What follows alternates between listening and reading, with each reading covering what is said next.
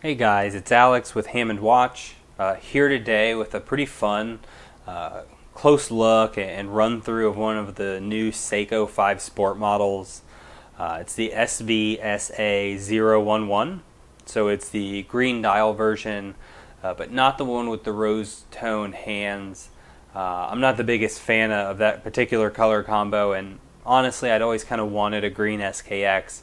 And just never could commit to going the full mod route, so this was kind of fun to get in person and have a look. Obviously you guys are pretty familiar. The case is very SKX-esque. Came with a little rubber bracelet promoting the new Seiko 5 logo. I know they've gotten a little bit of grief over it, but I think it makes sense. I mean, they're putting out some sportier models.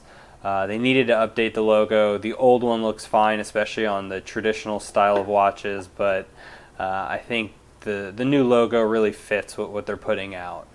And also the new box, kind of Arctic camo style. Not really my cup of tea, but boxes really don't do much for me, especially at this price point. I think Omega does some fun stuff, but probably a bit overkill. And so you can see, I mean, I was pretty worried when I ordered the watch. I think in a lot of the pictures it looks like the dial is a little bit more blue than it is true green, and it's just not the case in person. The sunburst effect is great and obviously distinguishes a little bit from the bezel, but all in all I think the color match is pretty spot on. Let's go ahead. I want to switch over to a macro lens so we can get in and really look at the dial and start running through some of the specs and kind of the positives, and then obviously there's a couple of negatives with this watch as well. So now that we're up in close, run through just some of the measurements real quick, and I want to get them out of the way because they are the same as the Seiko SKX. And if you guys are into watches, you've probably seen a dozen different videos and kind of posts on them and their sizing, but it's a 42.5 millimeter wide case. It is 13.4 millimeters thick, and then 46 millimeters lug to lug. So while the first two dimensions sound like it's really chunky, the lug to lug being short brings it in, and it wears really nice on wrist. Some of the major improvements, and there's only a couple, so don't get me wrong. I do appreciate and like the watch, but it does have a few flaws. But the applied polished indexes and applied Seiko logo look fantastic. There is a new Seiko 5 logo, as you can see, printed there. I think that they did a good job keeping the dial very, very clean. The unidirectional dive style bezel does not have a lume pip, so that's why it's a dive style bezel and not a dive time bezel. You also will notice no 200 meters water resistance. That's because there's no more screw down crown and no more ISO certification. So we're kind of moving away from a true dive watch and a bit more into just kind of a regular sport everyday piece. You can certainly wear a 100-meter watch regardless of screw down crown into a pool and not have to worry about it. The bracelet on this, in pictures I saw, I was kind of excited to try it out. Disappointed in person. It's very, very rattly and not in a charming Jubilee type of way. It feels cheaper than the rest of the watch. You do get kind of the turtle clasp, but again, right into pressed metal, which you've kind of come to expect from Seiko, and then the hollow end links. The display case back, I'm always take it or leave it on these 4R and NH36 movements. It's a 24 jewel movement. They run plus 45, minus 35.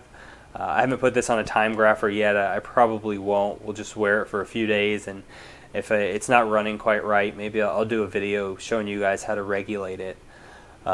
But stainless steel case, stainless steel screw down case back, Hardlex crystal on both sides.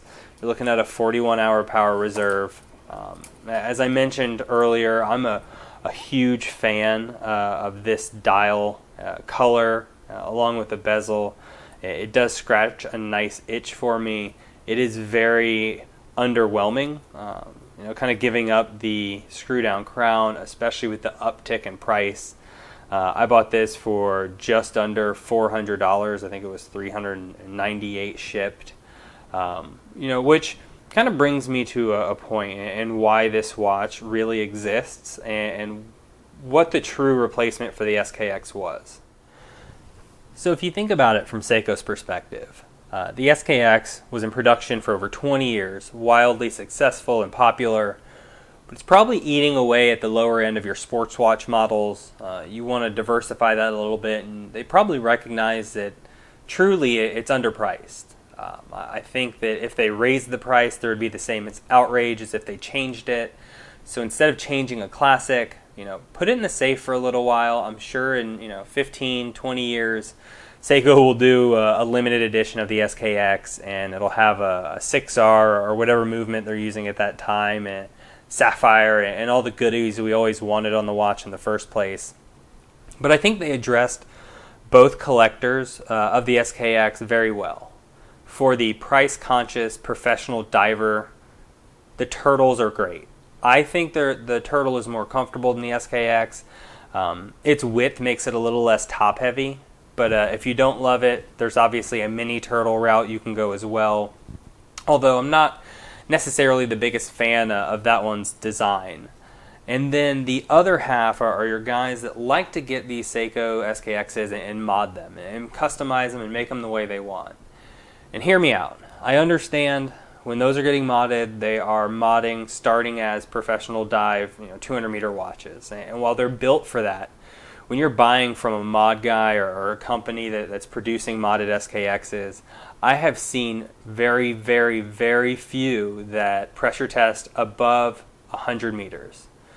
So an SKX coming out of the box claiming 100 meters, I have no problem with. I've swam in many Seiko 5s that are 100 meters with a push-pull crown. I've never had a leaking issue. I don't anticipate having one with this watch either. I am curious to see, and I'm going to have a backup video here shortly that's going to try on this strapcode Jubilee bracelet onto this, just make sure it's a perfect fit and that there's not anything funny going on there. But if you bought an SKX, you want a green dial, you want a green bezel, you want to update the movement to hacking hand winding, you're going to be at $400 before you know it. And then it's not coming fresh from Seiko, it's coming from someone. And even if they have a great reputation, there's just more risk. So I certainly feel the 5 has a place in the market as the gray market hits and those prices come down.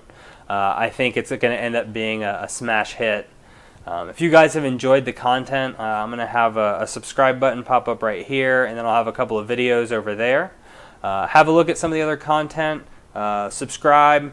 Hit your bell icon to get notifications when I put out content, which is about once a week. And I'll see you guys in the next one.